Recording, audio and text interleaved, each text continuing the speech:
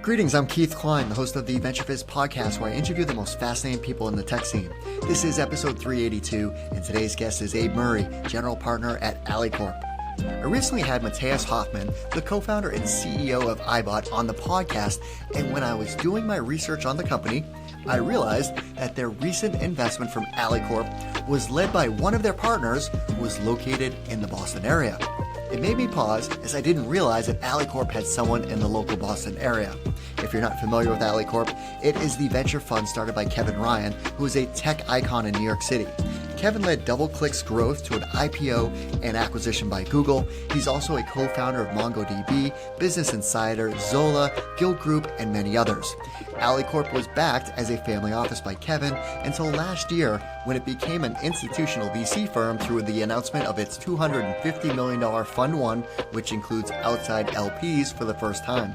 Abe is leading AlleyCorp's deep tech investments, so it just makes sense that he is based in the Boston area, as there is such a high concentration of innovation and companies in the Northeast. In this episode of our podcast, we cover lots of great topics, like Abe's background story, which includes dropping out of high school to run fishing boats and factories, and the family's aquaculture business, and the importance of growing up with a chip on your shoulder, starting his career at BAE Systems, where he worked on generative AI and advanced technologies for the defense industry, going to Harvard Business School, and working on a startup called Doodleboard, an online whiteboard, landing at Google, then later Alphabet, where he worked on various AI and machine learning initiatives, as well as the Android mobile team with Rich Miner, taking on the healthcare industry and leading the Boston office for Verily, an Alphabet company, getting into angel investing, and how he landed at AlleyCorp, all the details about AlleyCorp and the investments that they are making across the firm, plus the specifics around what Abe is targeting, the importance of storytelling, and advice on how to get great at it, and so much more. Okay, quick side note. It's hard to believe that we have over 380 episodes of the VentureFizz podcast. We have built up an amazing catalog of inspirational stories around building companies, and every episode includes lots of great advice to follow as well. If you haven't checked out our past interviews, go to venturefizz.com/podcast for the complete list. And guess what? We recently redesigned the section of our website where you can filter episodes based on type of guest, industry, stage, and other topics. It is like a startup MBA. All right, without further ado, here's my interview with Abe. Abe, thanks so much for joining us. Thanks for having me this morning. Excited to have a chat. I'm so excited to talk to you, Abe, because we're going to go deep in the world of hard tech, robotics, and so many cool things that you've been working on. We're going to talk about your career, but I discovered you randomly. Okay, so Matthias Hofmann, the co-founder and CEO of Eyebot, I had him on my podcast not too long ago. And as I was doing my research on him and the company and their investors, I noticed you're part of, the team that led the investment recently. So I was looking up your background, and then I noticed, I'm like, wait, AlleyCorp has an investor in the Boston area? I was just like, wait, this is like a New York City investment firm, Kevin Ryan, I was just shocked. So I think I just reached out to you. I was like, hey, would you be open to doing the podcast? So thanks for doing this. And you have such an interesting background that I just want to leap right into your background story, because it is not a traditional path. So I'd love to talk to you about your family business and dropping out of high school. So I don't want to tell the whole story. I want you to tell it. So anyways, let's just get into your background. Love it. And yes, I feel privileged to get to work with AlleyCorp up here in Boston. I'll talk about that later when we talk AlleyCorp, because AlleyCorp is such a New York City focused fund, and Kevin's made the New York and Northeast tech scene happen. So we love that. So how do I even wind up here? I always love to do this as a cold open in a room to get people to wake up and say, well, I'm here because I dropped out of high school. And it's true. And like all of these stories have multiple ways to tell them. So I grew up in a family business in New England, in Rhode Island, in Massachusetts, and we were growing muscles on ropes, right? My parents were trying to feed the world, cheap, healthy protein sources. So really driven by a big mission to put a dent in the world. And how did your family get into this business? I was like, there's so much to this, because I love that question because it actually circles back around to what a lot of our companies are working on today, right? When my parents were sitting in my shoes, coming up, growing up, reading the newspapers, right? The headlines weren't climate change is going to destroy everything. The headlines were, we're all going to starve to death, right? And there was a real concern that humanity was not going to be able to feed itself. And so a bunch of really bright people went off and worked hard to solve that problem, and they did, right? We had the Green Revolution. And during that moment, my parents went into aquaculture because they saw that that was an excellent way to make protein, and that's critically important to human flourishing. So they went down this path really to solve the biggest problem that existed in the world at the time. And, in their little way, they were part of solving it. And so I grew up working literally in factories from the years at like 5, 6, 7, working on the conveyor belts, going out on the boats, accompanying my dad on fishing trips. So just grew up seeing this happen and hearing them talk about how do we, solve these big problems and do hard things with, industrial equipment, whether it's boats or factories or trucks or all the things. And it's never easy, right? So I got this like triple education in doing hard things industrially, right? Making businesses go, and that's really hard, watching the ups and downs of the family business. And then I got my first real world MBA when I dropped out of high school to work with my dad and just generate a ton of money for the business in a moment when it needed it. So I got our fishing fleets working again. They used to take, 10 people to run each boat. I got it down to about 5 through some automation investment. Then I went and helped with getting the factories running more efficiently, getting some new product lines going, opening a new factory, going through at the age of 14, I think, I became an FDA certified HACCP inspector. So I could do all of the um, At 14. all of the food quality stuff to make sure that our factories were not, going to kill anybody. And we took that very seriously. And I was running the little labs that we were doing to make sure that, um, there were no pathogens or anything in the food that we were sending out. So it was quite an experience growing up in that. And I'm deeply appreciative of my parents for being crazy enough to let me do it. Um, but ultimately, the business didn't work out. We were struggling quite a bit at the end. And that sent me off down another path to state school, engineering, scholarships, and all the next things that followed. So if anyone's listened to my podcast in the past, I talk about my dad, and like he was an entrepreneur, and in Manchester, New Hampshire, he ran a leather coat factory. Like him, he had a partner at first, then it was just him. So I learned. I was cleaning the factory at like 5 years old, 6 years old, cleaning up the leather scraps, all the, around the sewing machines, the cutting tables, like bathrooms, and it just taught me work ethic, but it also taught me things don't always go as planned. Because yeah, same thing. He couldn't compete against manufacturing in China. Like the labor was too expensive in the U.S., and he pivoted and went into a completely different industry. So when I saw you were working on that, I was just like, wow. That's such a powerful, powerful experience to have that. Yeah, and it's great to share that with you so you know it well. It is the hard work of doing all that stuff. It's also the human dignity of seeing everybody at every level in the factory of the company is part of making this food that everybody eats, and just knowing there's no job below me. Every single person in this company is required to make the thing happen. So that you learn a lot. But we also did see how regulatory changes and America's willingness or lack of willingness to do industrial activities changed what we were able to do in this country. So our company actually exited the US. We wound up in Canada and Ireland. It was just too hard to do aquaculture in the US. And it's great now, many decades later, to see aquaculture farms coming up everywhere. But that was not the case in the 90s. And, it's sad to think about it, but it looks like maybe nature is self-healing and things are getting better. So I would imagine still today you could captain a boat. I could. Yep. What most people don't know is you don't need a license for anything under 100 tons, which is terrifying. That is terrifying. All right. So what happened next in terms of completing Yeah. your high school education and, from there? Yeah, I'd always been pretty far ahead in high school, so I just kind of got high school done in less years effectively. Like I said, there was no money, so I just went to our local state school, determined to do my best. I loved engineering. I loved building things, right? That's one of the things we did in the factory is just make all the things you need, make new equipment, make new, um, factory lines. And I just wanted to keep building, right? I always described myself as a builder, so I went off to a career of engineering. So computer engineering and electrical engineering, which has me now circling back to it after a career in software, because back then everybody wanted computer scientists, and I wanted to be more on the hardware software interface side, which was a little strange then. wound up at BAE, worked on unmanned aerial vehicles for a bit. I believe in a strong defense. I was part of building some really cool, what we call AI now. Back then, we just called it digital signal processing and statistics and some interesting things like that. Um, and enjoyed myself, really loved what we built, but did not want to spend a career in defense back then. And so was lucky enough to get into Harvard Business School. And that kind of, it's one of those open doors that unlocks the rest of the doors. So it was a great time. And you're humble. Okay, so you got a full academic scholarship at URI, right? Like a state school, right? And then from there, it seems like you worked your butt off at BAE while also getting your master's in electrical engineering at WPI, Yeah, right? and it's funny because when I do these, I don't like to sell myself, but Josh and the team always say, you gotta say more about it.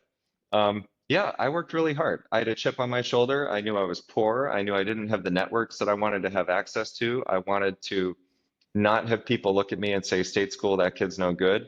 So I wanted to graduate number one in my class, and I did. I got a great job in a leadership development program, and that was intensely hard, right? Working intense overtime on programs that just had to ship. You know, GWB had taken America off into some wars in the Middle East, which, like it or not, being at a defense firm at the time, it was kind of like all hands on deck. This stuff has to work. Um, American troops are at, the mercy of what we do or don't do. And so that was an intense period from a building perspective, but then we were doing, full-time master's programs on the side. And it was actually a lot of fun because I feel like you learn your best when you're applying what you're learning. So everything I was learning at night, driving home bleary-eyed from the college classes, and you use it the next day um, in what you're building. So that was great fun. So I felt like if you're trying to play a game that you don't have the easy access to, one way to get there is to just work real hard.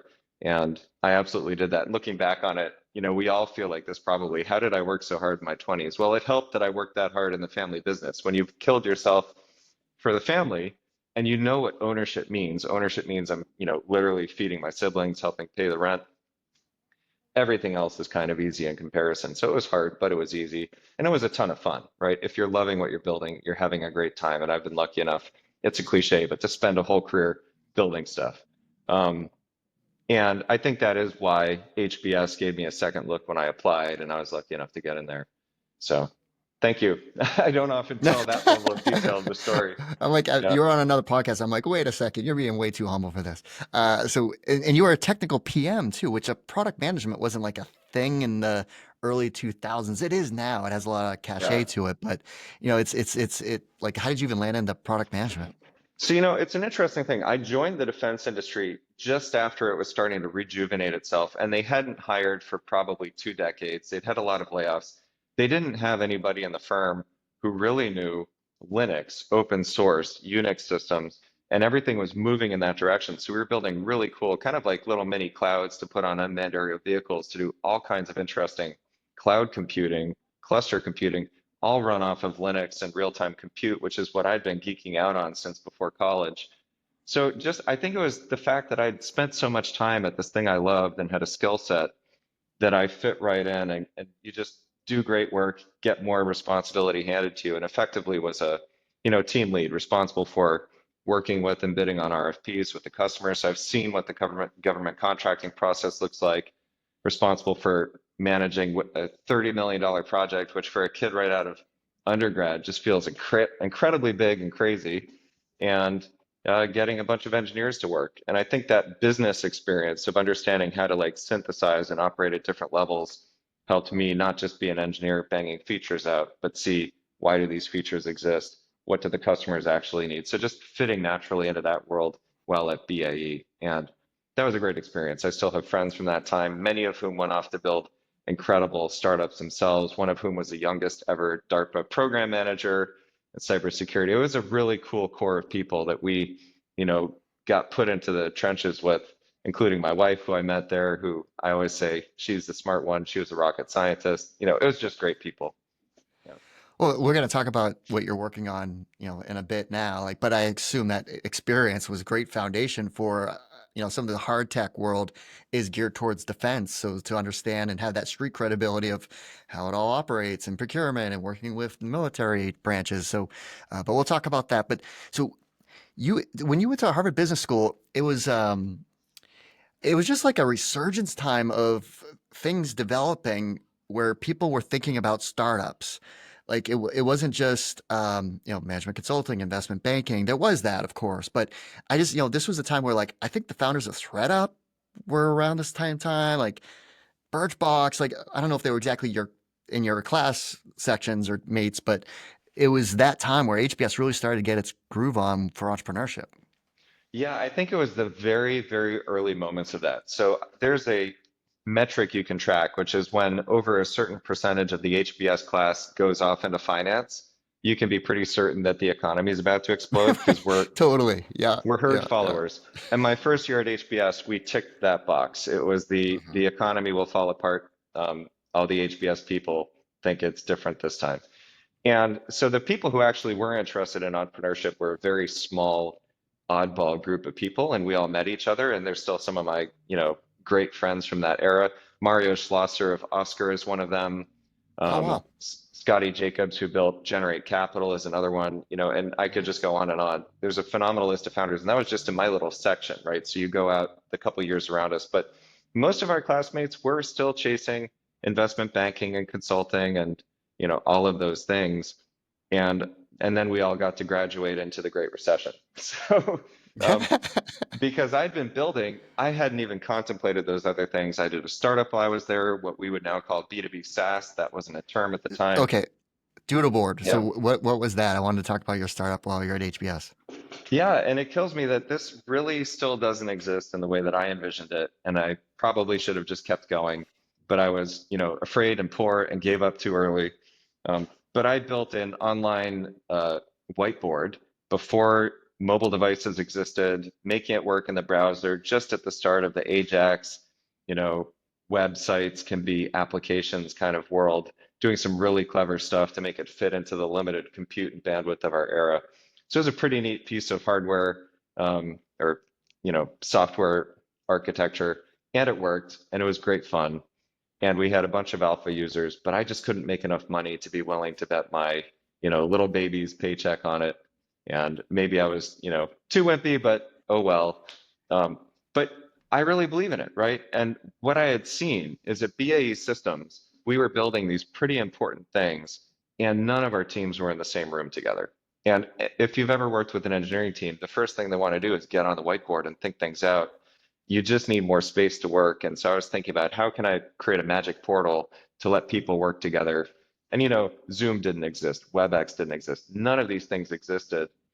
So in many ways, very much ahead of the curve. And there's a few answers today, and there are features built into the various apps. But honestly, I still can't do what I wanted to do back then. So it's still on my list of things I wish I could magically wave a wand and fund and create because I would love for it to exist. And I still take notes on my iPad. We got the pencils. The hardware is there. The software is Mhm. lacking. And I think we still see that over and over again. There's so Yeah. much that could be that isn't yet. Yeah, like I know like I think Zoom and Dropbox they have their versions, but the one that I use is actually on Canva. Like Canva has a good whiteboard product that I mean, it's Yep. pretty basic for what I need it for, but it works. Okay, so what did you do next? Yeah, so I was applying to startups, had no interest in working at a big company. I actually had a job offer from Mick at Kiva Systems, was very excited to go be part of that. Oh, no Had way. seen what they were building here in Boston, Hmm. gone out to see the robots, knew they were Hmm. going to have a great ride. And what happened is Google called me up and made me an offer I couldn't refuse. I didn't even apply to them. They just said, come have a chat with us. Hmm. And that kicked off a career at Alphabet, which kind of trapped me for 15 years, but they were 15 amazing years doing a whole bunch of different stuff. Um, and the shorthand version of that is I was lucky enough to get into digital media before it took off and mobile, and then went for a ride in mobile. So I joined Android, you know, the year after iPhone launched effectively, and I built the first Play Store with people there. I built their ebooks product, their digital news product. Actually took some of the first customer payments at Google, right? I built the first merchandising team at Google. I built one of the first Wow. teams at Google outside of ads that paid for itself out of customer profits, right? We had customers, not users. Nobody at Google had done that. So that was a wild ride, a bunch of firsts going 0 to 1. And really interesting to be part of, all building out of Boston. I started at Google in New York on Google Maps, doing local search for a bit, but quickly moved up to Boston to build this mobile team. And And on the they other didn't end of, have a huge team at that state. Well, in 2007, it wasn't like a massive team like they have now in Cambridge. no, they were just 100 people up in Cambridge. Yeah, 150 or so. Yeah, And was it they had acquired Android by then? So you were they working with Rich had. Miner Yep. and yeah. Yeah, so Rich and I are friends. We've been chatting since back in those days, and I, you know, have taken many moments of great advice from him. It's been really special to, you know, build up Android next to one of the co-founders of Android and share opinions about where it should all go. At Google, though, you were working on like early AI machine learning initiatives, which Yeah, I I love was. talking to people because it's like this isn't new. Like everyone's like, oh, like as if this is like like this is just technologies that's been born, but it's been around for a really long time. That's true. And like I said, even back at BAE Systems, we were doing AI, generative AI, genetic algorithms, hardcore statistics, et cetera. And we've gotten better at it. The data sets have gotten better. The computers have gotten better. Um, but it's the same idea, right? We're just able to do more with it. And so, yeah, I was lucky enough, like I said, to join mobile before it was a thing and go for a rocket ship ride in the mobile era. Similarly, I joined Google Research as the first product manager on their team, and I built up an entire product management organization over 5 years. We had over 20 people on the team supporting, at the end, over 2,000 research scientists at Google who were all rewarded by shipping code and shipping impact for users, right? So it was a really amazing research group. I ran it out of Boston, but I was on the plane all the time. I spent basically a third of a year in person in California, a lot of time in New York, just going to where the teams were. And this was before AI was a thing people talked about. In fact, back then we called it machine learning. AI was a bad word. The AI winter was still upon us. And we were using machine learning, fancy statistics, to go make a ton of money for Google and deploy a bunch of features that nobody had been able to use before. In fact, the first generative AI models were built while I was working in Google Research, and tiny versions of them were used to help, people write better ads. Because guess what? People are terrible at writing, and we could help people write better ads, and that made us all better money. So it was a very interesting view of the world, seeing literally the smartest people who so much like their engines run faster than mine. They're just so smart, chess grandmasters and so on, who are imagining the next thing we should build around AI and making it happen and building it on top of Google's data sets. But we had hundreds of them, and they all disagreed with each other about the best thing to do and the best path to go. And some of them were very good at figuring out what the world needed and bringing technology to it. And some of them were just in love with their technology and couldn't figure out how to make it valuable at Google. And like just watching that happen was an amazing education that I've brought with me ever since, where you can't know sometimes, would we solve computer vision or not? We had debates at the most senior levels in Google Research saying, we don't think that these Google Vision teams are going to do anything useful. And then they solved computer vision, and now it's a commodity, right? And we were humble enough to know that we didn't know, and we just let them be, and they had incredible outcomes. And I've also seen experiences where we let them be and it didn't work, right? So just seeing that all of these, it's almost like watching a simulation of what happens if the brightest people all get to do whatever they want. Some of them work, some of them don't. Some bets pay off, some don't. So really operating at that, senior level, looking across the whole group of folks and trying to figure out how can we map these technologies to the, biggest problems that Google and its users have. So that was an amazing 5-year ride, and very privileged to have been able to sit there and watch that happen.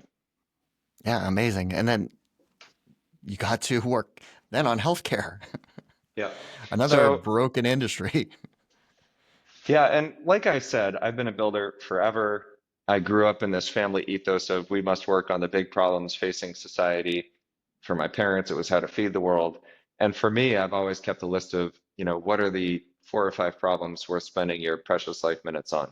I felt like my entire career at Google, pushing technology forward, absolutely tick the box for that. So that was amazing. You're just building generalist tools which everybody can build on. And we see the reality of that today where everything interesting is happening because of it. But one of my 5 problems worth working on was healthcare. I have a lot of doctors in the family, been very exposed to, health challenges, health innovations, and I saw how broken our healthcare system was. So when I was wanting to get back into the startup world and had some job offers from Harvard Business School buddies, startups at kind of the, Series B level to go run product, do something interesting.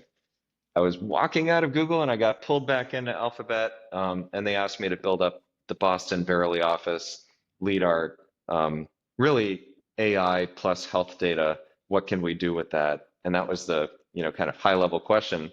And we dug in and built on Duo, which was our chronic disease management platform, taking care of patients with diabetes. We did that for some other chronic health conditions. We took some AI predictive models and deployed them in the UK with the National Health Service to help predict heart failure and guide patients towards, all of it was, at the end of the day, the simplest idea. Let's keep people healthy instead of letting them get sick, right? That's just what has to happen. It still hasn't happened at the way that it should. And we were saying, how can we go solve this problem? Now, walking into that, the interesting premise was we have all these smart AI people. We know how to manage data. We can go do this for the world. And the reality that we found was the health data is not ready for the smart AI people. So we spent a couple of years just counting things and cleaning data and all the things that we knew come first until we could eventually start being more clever about it. But again, that was an interesting ride. I feel like I stepped into the, health tech space before it was shiny and got to go for a ride while it became shiny. But most importantly, took care of patients. And the people that we were able to acquire and attract to our teams were absolutely driven by a combination of I want to be in a startup and work real hard and do things that matter, and I want to take care of patients. So it's great when you can work on something where the mission is just so compelling. And this office scaled, right, to 1,000 people in Cambridge? I think, a couple hundred people in Cambridge, over 1,000 people overall at Verily. When I joined Got it. Verily, again, it was like joining the Google Boston office. There were, Mhm. just a couple hundred people at Verily, and then we grew like crazy. Yeah. And I mean, diabetes, heart failure, population health dynamics, like these were major, major things that you were working on trying to hopefully solve. But They were, and I don't have any stories folks haven't heard, but it's kind of amazing when you look at, you go talk to Cerner and you get all of their health records from their research database, and you do all the right things to comply with privacy laws, which are super important. And, we do all that. And then you start trying to ask questions using AI, and you realize that you can't even count how many people in this database are not alive, right? You can't even count how Mhm. many people have a temperature because temperatures store different ways. So it was kind of quickly realizing that the large data sets we'd hoped existed in healthcare were not as large as we hoped and were, incredibly broken. So um, that was a lot of what we discovered. Yeah. All right, so what did you do next? Yeah, I was 5 years of startup life. We raised almost $2 billion while I was there. We landed some massive revenues and customers and, built up a team. And I'm the kind of person who loves going 0 to 1. I don't love going 1 to 10. So I always replace myself the moment that there's something bigger, and I was looking for the next thing. And Rich Miner called me back and said, come do something fun with me. So I spent my best year and a half at Google, basically being Rich's uh, #1 person. Whatever he wanted done, I'd do it. We went and unlocked a bunch of investment from Sundar and Hiroshi to go fight the good fight against Apple and tablets and stylus and digital ink. Going back to my doodleboard days, again, Rich and I share a love for that world. So working with, Samsung, Lenovo, all the big OEMs to figure out how can we really show up for our users in an exciting way. I feel like we'd ceded the tablet space entirely to Apple, and we were part of trying to change that narrative. And we did, and again, went very quickly from 0 to 1 on this was not a thing that happened at Google at all to this was a well-staffed effort, lots of resources going into it, roadmaps, et cetera. So a year later, I said, Rich, we did it. Again, I don't want to stick around and do this thing. And I was going to go Right. build a company or something. But I just was done at the Alphabet. was a great ride, and it was time to move on. And at that moment, and this is, the universe will deliver, Kevin Ryan called up and said, would you like to have a chat? And, you know, Did you when know Kevin him Ryan asked already, it, or I knew of him, right? It's like there's a set of humans that you just hear about if you're in tech and paying attention. And, totally? I basically I heard through his recruiters he was looking for somebody to build a robotics fund. And I immediately thought, I'm not the right person for that, but I'm going to talk to Kevin if I get a moment to. And so I just said yes. And there we go. Right. So when did you start to do angel investing? Yeah, I started again, like I grew up poor. If I've done anything wrong, it's that I've lived life with a bit of a scarcity mindset around just really worrying about I don't ever want to struggle with paying the bills for my kids. I've got good friends from HBS and elsewhere who have lived, come up that way, and we're all kind of wired to just take care of the fundamentals first. Um, so I didn't start angel investing until I felt like I had, some excess capital that I could put into it without putting my kids' livelihoods at risk. So probably I waited too long, right? If I could go back and talk to a earlier me, I would have said, well, while you were at Google Research, just go invest in everybody. Anybody you work with who leaves, give them some money. And I didn't, and I am literally poorer for it, but that's okay. Um, it was when Verily had been going well, and life had turned out okay for us. So, the moment we could, my wife and I wanted to support founders. We felt like the world's been good to us. We want to turn around and support founders we believe in who are building a world we want our kids to inhabit. So we just took a portion of our net worth and said we're going to deploy this over the next 5 years. Started looking at great companies, going on angel lists, telling all of our friends we were investing. And part of it was thinking about we might just do that as a full-time thing we do. Maybe I would raise a fund. I was really starting to think like that. So I spent about 2 years before Kevin ever talked to me looking at probably 30, 40 companies a week, looking at decks, thinking about who to invest in, taking calls with founders, and deploying what felt like a frightening large amount of my capital into them. And this was all pre-ZERP era. I've taken some losses since then, a bunch being held at 1x. I'll let you know in another 5, 10 years how any of it's gone. But, I can't yet conclusively say I was brilliant, but a few of them are doing really well. Um, One example would be Cherish Health, who wound up being the founder there is a friend of mine, and he'd done 3 companies successfully prior in the health tech space and AI. His last company had IPO'd, and he was building something in the 5G radar, wall penetrating radar to do elderly fall detection and health monitoring. And I just, met him, knew immediately that that was something critically important. We'd done a survey of that space at Verily. We hadn't seen anything we liked. If his company had existed, we probably would have partnered with them and deployed their thing. So I, just immediately shut up and take my money. So a lot of that, just getting out there and experiencing what even was happening. And part of that was building up a muscle for saying yes, saying no. Yeah. Yeah, well, so I think that made you uniquely qualified for this role at AlleyCorp then, based on your, early beginnings of BAE systems and working on hard tech then throughout your career to seeing things at the scale and moonshot efforts at Google to trying to fix healthcare to hardware and tablets and now starting to see kind of patterns of doing your own angel investing. So sounds like their recruiters did a good job. Yeah, and it's funny. And I think literally I told Kevin, and when I first sat down with him, besides saying thank you for talking to me, I said, I don't think I'm the right person for you. Here's a bunch of my friends who worked for me at Google Research who ran robotics companies. You probably want to talk to them. But as we got into it, he talked to a number of robotics people, and he actually felt like he wanted somebody who had your classic newbie state of mind to walk into the space, you know, the open mindset to what could be, but also had seen that a lot of the people in robotics had come from a mechanical engineering, more hardware focused world. And what's interesting about robotics now and deep tech more generally is that software is unlocking the hardware. And I do think that I was uniquely suited to that. So as we talked it out, it became clear that there was a good fit there. And part of it is just, relationships and having a good time talking to each other. So I was, of course, very excited to work with Kevin and with the AlleyCorp team. He's accumulated some amazing talent around him and is himself an amazing human to learn from. So there you go. You don't say no. Yeah, exactly. Run towards it, not away. So if people aren't familiar with AlleyCorp or even Kevin, which I think most people are, but let's just talk more about the fund and more about his background. Sure. So the like cliff notes on AlleyCorp is and Kevin, because AlleyCorp, has historically been Kevin and is now, moving on and beyond that. But we owe all of this to Kevin's foresight and building in the Northeast.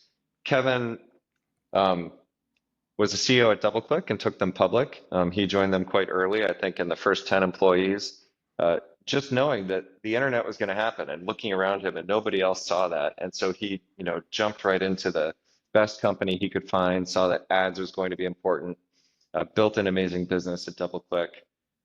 And with the winnings of that, went and built AlleyCorp. And the whole idea was we should have more entrepreneurship in New York City. And people today may not realize this, but I do remember because even back in 2007, 2006, when I was pitching my startup, Boston had a lot of VCs, California had a lot of VCs. New York was kind of light on the VC side and very light on the founder side. And when we came down to New York to pitch, we walked into the offices, the VCs were in like full suit and tie. It was very not your Silicon Valley ethos. Kevin changed that, right? So at AlleyCorp, and he called it AlleyCorp because we were calling New York Silicon Alley and trying to really make New York a place where great entrepreneurs could build great businesses. Um, he started the pre-seed and seed investing and company formation that the city was missing. And so for something like 20 years now, AlleyCorp's been doing that, very much driven by Kevin. So we have created companies from scratch, including MongoDB, Business Insider, Zola, Gilt, and so on. And we've invested in companies at that pre-seed and seed level. So in general, we're writing, $1 to $3 million checks. Our goal is to be the first call for founders, a small number of high conviction companies that we back. And the entire fund, the firm, is made up of people like myself and Kevin who are operators. They build things. That's what they love doing. They wake up, they might not have to go to work, but they're going to go to work because they want to build something and they're driven by that. And we're all, I think, wired like that. So AlleyCorp is now, all these years later, a proper institutional venture fund. It was run for the first number of years as a family office by Kevin. But we announced our first fund last year, $250 million fund one.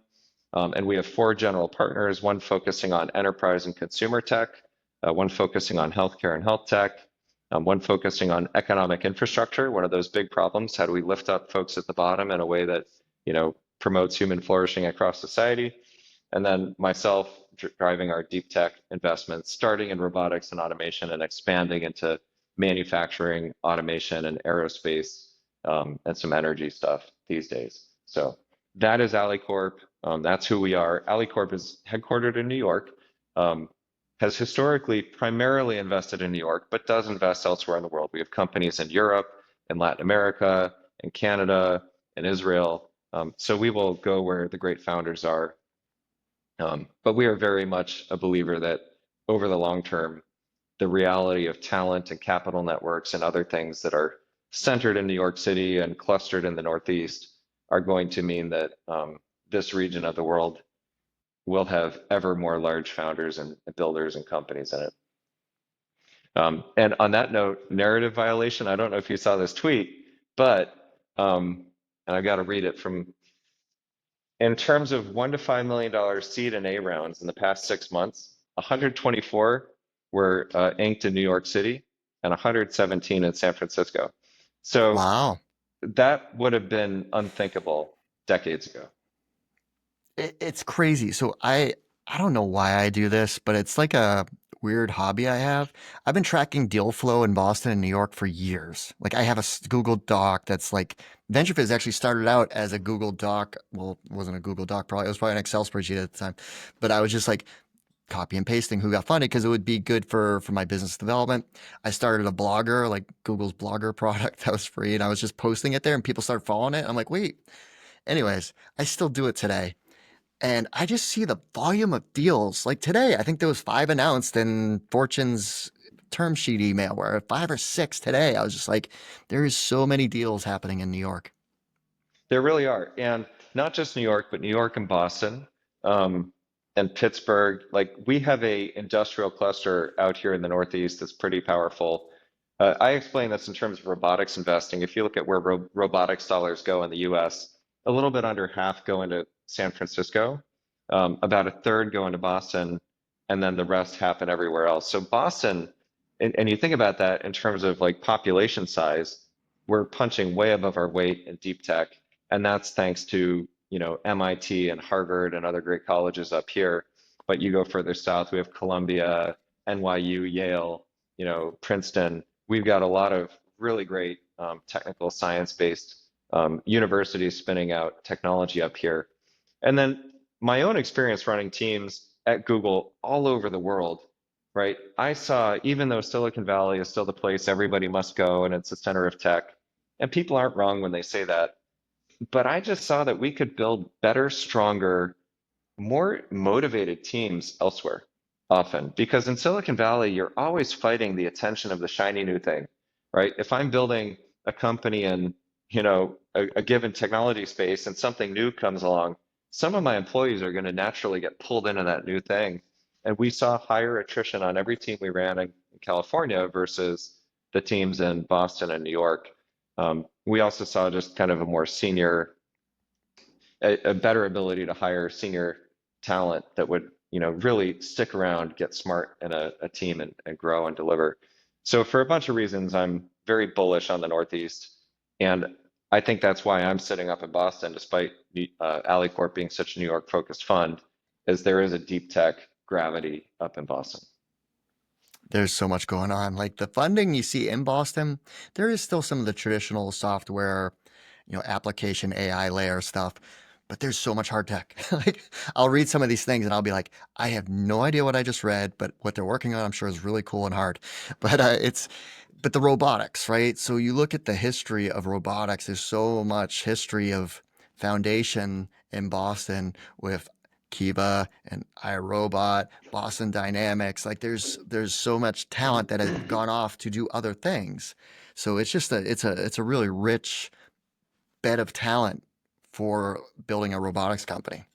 Totally. And the list could go on, right? So you mentioned Matthias Hofmann at Eyebot, who's a mutual friend. Thank you again for having him on your pod. I love listening to that.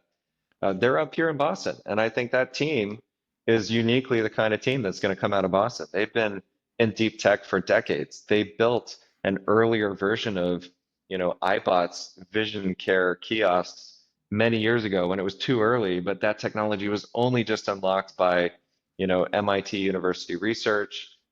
We have strong healthcare teams here. We have, hospitals and doctors who are innovative and willing to work with a team like Eyebot to make sure that when you're doing something in healthcare, you do it safely and, all the right things happen. We just have everybody you need to reach out and pull in to make an Eyebot happen here in Boston. And it's great to see it, build. And today you can build a thing that you couldn't a decade plus ago when they first thought about it. The cost of hardware has come down 10 times. The ability to bring software and AI to these systems has fundamentally transformed. Frankly, iBot's ability to build out a, vision care provider network virtually was really hard to do before COVID. And the fact that we could build it so well kind of as COVID happened was on the back of work that teams like Verily and others had done in the years before, making sure that all of our video systems were HIPAA compliant and et cetera, et cetera. There's all this heavy lifting that had to happen that didn't exist until just the last couple of years. And I think because of that, you see these companies starting to happen. And the biggest takeaway from Eyebot, other than the product being amazing and their go-to-market strategy, but how lean the team was. I think he said it was like a 14-person team or something. I was like, you got to be kidding. Like what?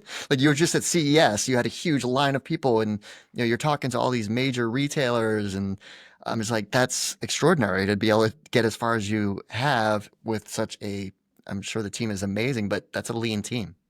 Yeah, and for folks listening in who don't know, you should have a look at Eyebot. They build vision care kiosks. You walk up to them in a mall or a retail center, and in 90 seconds, you get a new vision prescription that helps you buy contacts or glasses. Yeah, and this is tackling one of the big problems we were working on at Verily. We don't have enough clinicians available to take as good care of humans as we want. So again, it's totally driving human flourishing, and it's working very well for everybody in the ecosystem. And it was built by a very small team. And I think that's something we see over and over again in our, truly great deep tech companies is people classically, I think Mark Andreessen at some point said, we don't invest in hardware. And thankfully, that's no longer true at Andreessen Horowitz. They had the American, you know, industrialization practice, and they're very much into it. We all should be, and I love to see that. But there were many years when people just would not touch hardware. And the reasons were various, right? Hardware is hard. They'd say it's CapEx intensive, et cetera. You might need, many more people to build an equivalent company in hardware than you would in software. And I do think that was true for a period of time. I think it's much less true now. We see great companies like Eyebot and others who are able to go very far with very small teams, right? 3D printing, uh, improvements in supply chain, improvements in, I'd pick up my phone, but like the sensors in those phones drove robotics abilities that didn't exist before that. They'd be very expensive. Now you can have a sub $1,000 LiDAR. The very first LiDARs were many tens of thousands of dollars. So everything has transformed in the last decade, which unlocks a lot of possibility. So there are so many possibilities. Like there's so many ideas, so many brilliant people building things. How do you decide what is a good fit to invest in? Yeah. Um, I love this question because how on earth do I know if I've got it right? Right? We can grade me many years from now when things are either clearly working or not. But I do think we figured out a few things from paying very close attention to this space for the past, 3+ years. Um, there's a cliche, and it's the right first answer when anybody asks a question like this, but we start with the founders. We need unstoppable, amazing founders. None of it matters if the founders can't take the idea all the way, figure out how the idea needs to adapt, adjust. If you talk to anybody who's built any company that succeeded, you will hear, you know, a handful of stories about how the company almost went under, couldn't make payroll. Like everything's hard. So we have to start with people who know how hard it will be. You've got some evidence that they have lived through hard moments without breaking. They just pick themselves back up and keep going because that is the hurdle that if you can't get over that, you may as well not try. So beyond finding amazing founders, I'm looking for incredible value creation. And the reason I've come around to that, and it's kind of related to problem selection, right? Two things matter deeply. One is, are you working on a problem that the world needs, right? Does it matter if you win this game? And there's a lot of things that you can do that might be lucrative, but they won't matter that much. I don't want to spend my lifetime working on those things. But I also think that if they aren't some of the biggest problems, it's harder to get the attention of people when you're going to sell, when you're going to recruit talent for the teams and so on. So we're always looking for, has a founder picked a problem that matters, right? And yes, you can go and look and explain there's TAMs, addressable markets, et cetera. But I love kindergarten questions. Does this problem matter? Will we care if we solve this problem? And then if the answer to that is yes, the next question is there an amazing business to be built in the solving of this problem? And and I call that value creation. So it's a pretty simple equation. If I'm selling you my product that I've created to solve, a problem in the world, forest fire prevention, solar farm surveying, whatever. If I'm selling it to you for $10, I want you to feel like you're making $50 of value in the first month you use it. So you're just thrilled. You're getting 4 or 5 to 1 for every dollar you give me. I've basically handed you a cash machine. And at the end of the day, incentives matter. And if you're running a business and you have a lot of things to do and think about, and your life is hard, if I can show up and hand you a 4-to-1 cash machine, you're going to pay attention to me. I'm going to be able to sell my product. We're going to have a good time, both of us. If I'm showing up and telling you, please give me $1, at the end of the year, you'll probably get $2 back. You have to think so hard about whether, do you trust me, right? Does this thing work? You can't try it out and find out immediately. You have to think real hard about it. If you're lower down in the organization, you have to make a bet, put your neck on the line for something. it's just a slog when you're not creating enough value for the people you're selling this product to. And what's interesting is we came around to this realization just through living out in the world of deep tech and paying attention and seeing thousands of companies building these kinds of products. But I actually realized that if you put on your HBS hat and you look at public markets, the kind of average value capture for a public market company of the value they create for the world is about 1/4 of the value. So it's kind of 3 to 1, 4 to 1. So on average, this is just how humans work. So I'd say you've got to design a company that can make a lot of money for its customers. And I think that's a nice proxy for make a lot of money for society, which is a nice proxy for have you done something that society cares about, right? So I'm looking for that really great high value creation business problem being solved by an amazing founder in a space that matters. And if you can tick those boxes, you usually have a high margin, often software-like margin business that you can build and make a lot of money at, and therefore attract talent and attract capital in the world. So I may be rambling at this point, but I actually think there's a key insight in this, which is the fundamentals have to work, especially if you're playing a hard game like hardware, because you can't pretend your way into a business. If the fundamentals don't work, it's not going to work, right? You have to build and ship hardware. That costs money. The money has to work out for all the people involved in the equation. Because you work in such an area that could be so broad, like what are you envisioning kind of the future? Like, there's robotics, AI, there's so many things that hard tech is trying to solve that, like, I think I saw one of your posts. I can't even tell you what the company was doing. You went to California and saw what they built. Do you know what company I'm talking about? I do, and it's a perfect question, right? So we like to do things that we're very good at and know well. Again, we want to be the first call the founder makes when they have a question in mind, when they're struggling with something. And they're not going to call me if I'm clueless about what they're doing. Uh, so we try to both have seen enough companies in a space to be really smart in the space and to have our own skill sets we bring to the table where we can be, a useful call for the founder. So we started in robotics and automation, and that's something I think well suited for. Brandon Jones on my team spent 5 years at SpaceX building automated factories to build Raptor engines. He's pretty good at that. And so the two of us can be pretty effective for companies that look like that. And we've expanded now. We're looking at companies in manufacturing, which are a little bit more than robots, sometimes software underpinning, sometimes maybe additive manufacturing. Like we're looking at other elements of manufacturing that you might call automation, but wouldn't call robots. Well, we're kind of good at all of that. We'll look at all of it. We're also looking at aerospace and space. Brandon has a strong SpaceX network. We believe there's great opportunities there.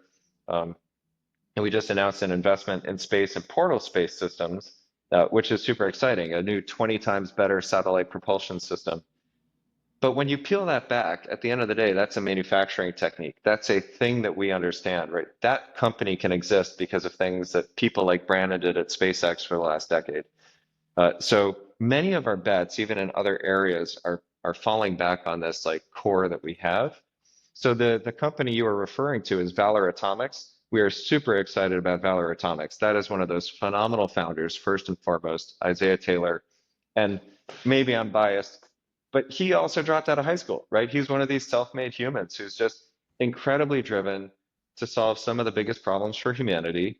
At the end of the day, our entire system of life is predicated upon cheap energy. And we know that we need to change the equation around how we get that cheap energy so we don't destroy the environment. Well, he's working to solve that through nuclear fission. He's building small modular reactors that are really a novel approach to reactors. And this is what I love about a founder like Isaiah, who looks at the problem, says, what are the biggest problems in the world? Energy production, absolutely a huge problem. Climate change, absolutely a huge problem. He can solve both. Nuclear is obviously a part of the equation. Everybody else solving nuclear is going after building reactors that can generate electricity for the grid, et cetera, and that's great. We need that. Isaiah looked at the problem and said, I think I'm going to go solve industrial heat, right? Because yes, electricity is important, but actually, how do we make cement? How do we make steel? How do we make aluminum? How do we make all the things that make the world go? And if you build industrial heat, you can also, by the way, generate green hydrocarbons. Hydrocarbons are an amazing storage system for energy. Well, we can produce them with nuclear power, especially if you're focused on generating, high temperature output. So he's building a simple reactor, a high temperature gas reactor that's focused on generating industrial heat at scale. And because of that, that also lets you build larger sites, gigasites, that generate far more electricity than a local electrical grid would need. Because we're generating industrial heat output, we can generate manufactured goods. You can build those in one place and ship them everywhere. So I think he's got a unique insight on the world. It's super exciting. Like fundamentally, it's a bet on, the right problem, the right founder, the right idea. But it also wraps all the way back around to that conversation we just had. At the core, Valor Atomics only matters if they can produce a ton of these reactors. This is a manufacturing company, right? Yes, it's a nuclear technology company.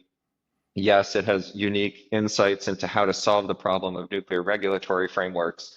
They're starting in the Philippines, which lets them get going faster than anybody else. We believe they will be the first reactor company to turn on fission in a new reactor type. We'll see. The race is on. Great companies building. I admire all the founders in the space, but he's got to turn around and build a factory to build these things. And again, we can help with that. Blows my mind that people have the thought of what I'm going to solve and then actually build it. Like we're really lucky that there's really smart people out there. Fundraising for entrepreneurs. One of the things that I've been hearing about, I don't know why, just randomly lately, just like the pitch, the storytelling, is something that entrepreneurs need to spend more time thinking about. So what advice do you have there when you're, trying to pitch this idea that could be a moonshot idea? Like, how do you pitch that? Yeah, I love this question, and I love it because I've done a 180 on the young version of Abe, right? I'm actually an introvert. I've had to fake being an extrovert because of our job and our world, and you have to go out there and get at it. But I just love going heads down and building a thing I'm excited about. That's at my core. And when I first got started out of college, I very much felt like those salespeople, those marketing people, they're no good. We're the pure engineers. We have the ideas. Yeah, I think I was very much that almost Dilbert caricature back in the day. And and then as you just level up in your career and you see how does all of this sausage actually get made, I've definitely come around to the, again, a cliche, every sufficiently senior job is a sales job. Sales is everything, and sales is storytelling. And, at the end of the day, if you want to attract and run a team of the best people, they're going to join you because you can tell a great story about what you're doing. Now, it can't be an empty story, right? I think that's where we don't like sales. If they're selling vaporware, it's not going to work. But if you actually have a great idea, that great idea can fail. 9 times out of 10, that great idea will fail, even with great execution, if you cannot sell it to anybody, right? So, and that includes if you can't sell it to people to provide capital to let the idea happen. And that's true in a big company if you're advocating for budget or investment in a roadmap idea, something like that. But that, of course, happens in our world around startups, right? If you can't get people to back you, you may as well not have your idea and try. So I encourage especially young engineers like pre-seed folks coming out of undergrad who maybe have that, mindset I came with, just get good at storytelling because it is the thing that's going to unlock the world for you. And it's so free to do that today. Like go on Twitter and watch what the best people do who attract viewership. Effectively, they're storytelling, right? It's a different format, it's marketing, but they are copywriting. They're attracting people to pay attention to them and follow them. They're great copywriting courses. I take them. I've even retaken copywriting courses as an adult now. You should always be learning, but somebody asked me this 2 days ago at a networking dinner, and they said, "What's your advice for great storytelling? How did you learn to be a storyteller?" And my first instinct was, you just have to do it. I don't have a great answer. Just put the time in. And I thought harder about it and I realized actually there is a really good way to learn it. And how did I become good at storytelling? And I'm not great, but I'm like above a bar where I know I can tell a story. And my answer is apprentice yourself to somebody who's great at storytelling. Just get in a room with somebody who is a pitch master and watch them pitch. And you will sponge that up. So at Verily, Andy Conrad was amazing at storytelling. He was a brilliant scientist. He'd read every document you sent him, read all the footnotes, smarter than anybody else around him. But also, he had that aw shucks ability to step back, read the room, think about what these people want to hear and why, right? Ask the question, not what is the story I want to tell, but what is the right story for this room? You just watch somebody like that operate, and he was a master at it. And I am so much better for having, been in high executive pitch rooms with him and watching him work his magic. And so just find out, get yourself alongside somebody who's great at this and do it and live it.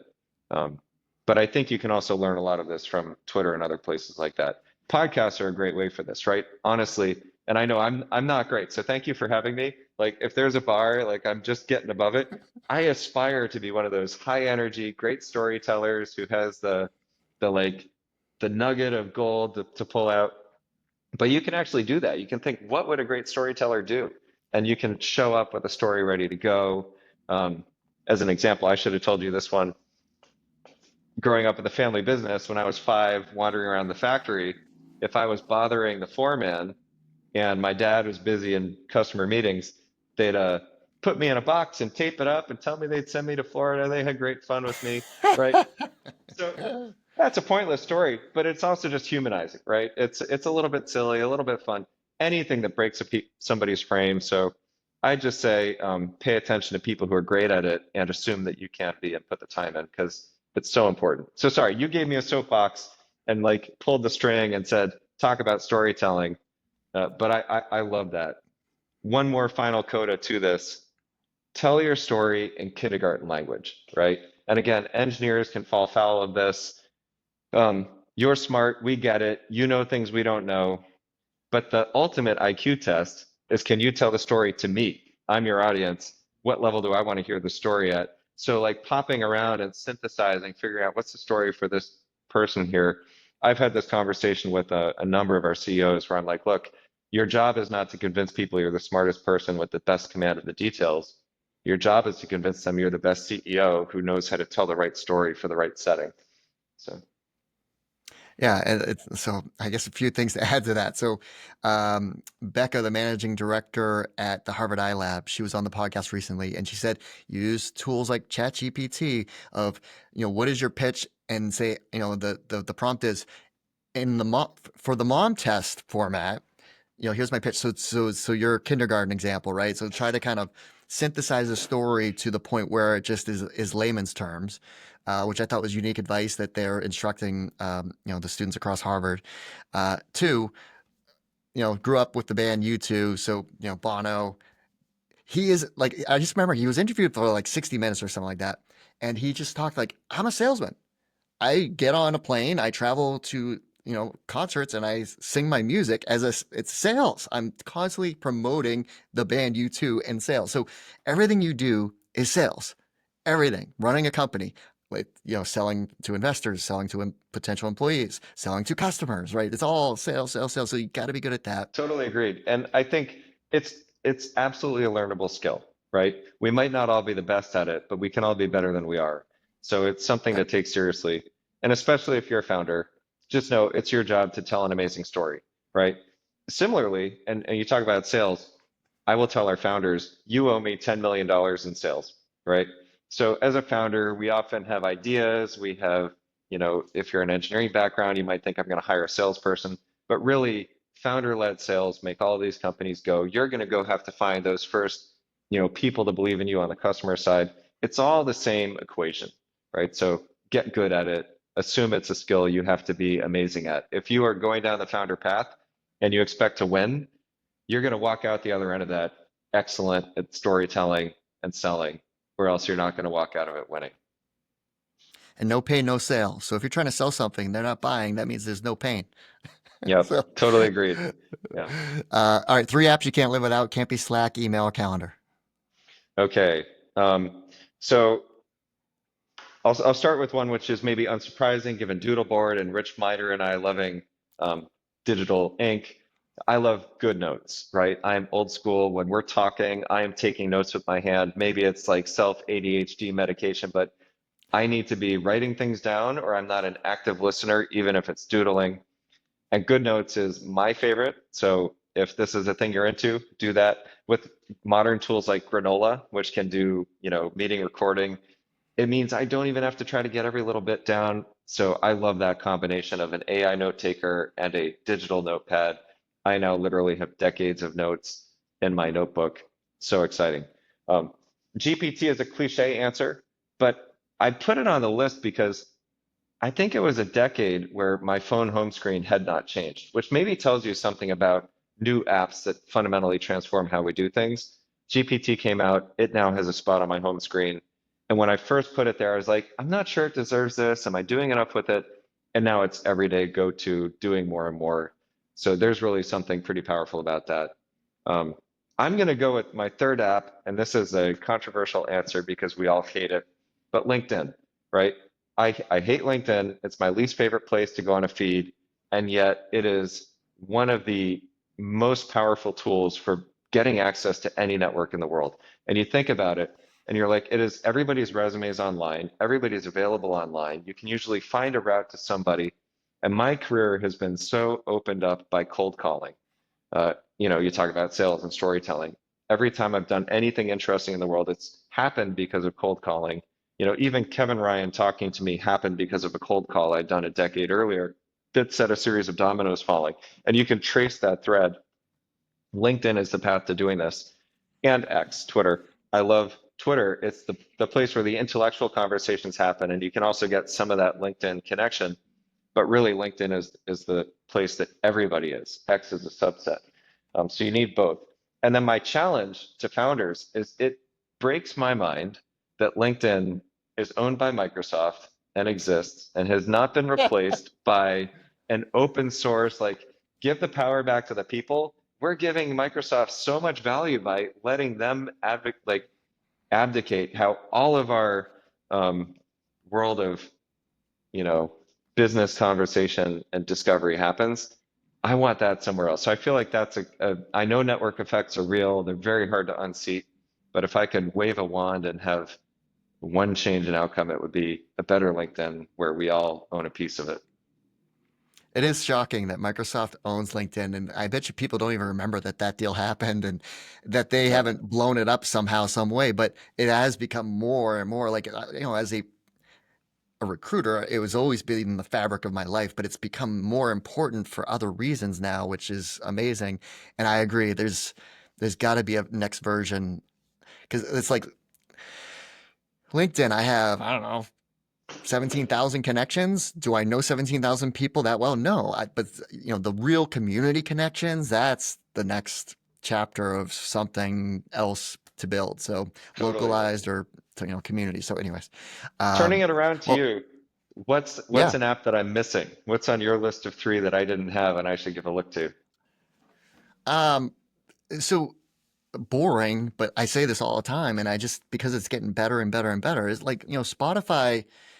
Um, I originally had a different app, but all of a sudden Spotify came into the same sector, and I didn't want to switch over. I eventually did, but what I love about Spotify, and this ties into Boston, is they acquired the Echo Nest, which is Yeah, all the recommendation engine for everything that like I discover so much music, which I used to just struggle, right? I'd have to go before I would go, to date myself, go to a record store and look at CDs or whatever, tapes, and filter through things and try things out. I mean, I'm like a kid in the candy store. But what they've also done is all my podcasts are there now. Like I was always on different, Apple Music and for podcasts. And then audiobooks. Like I had a subscription to Audible because I burned through a lot of books just by listening. And it's all in one world now. The recommendation is spot on. It's getting better and better and better. And I'm just proud because a lot of that originated in Boston. I know it's probably done in other New York and elsewhere, but no, I that, forgot about that story and I love it. Yeah, that's a great Boston success story. yeah, Awesome. yeah. All right. Well, I could talk to you for days. We're going to have to do a second episode of this, Abe. So, but thank you so much for taking the time to walk us through your background story, all the great advice, and obviously what you and your team are up to in terms of the investments. Thanks for having us on the pod, Keith, and thanks again for having Matthias. Love to send any of our founders to you and do this again anytime. You've been great. Thank you.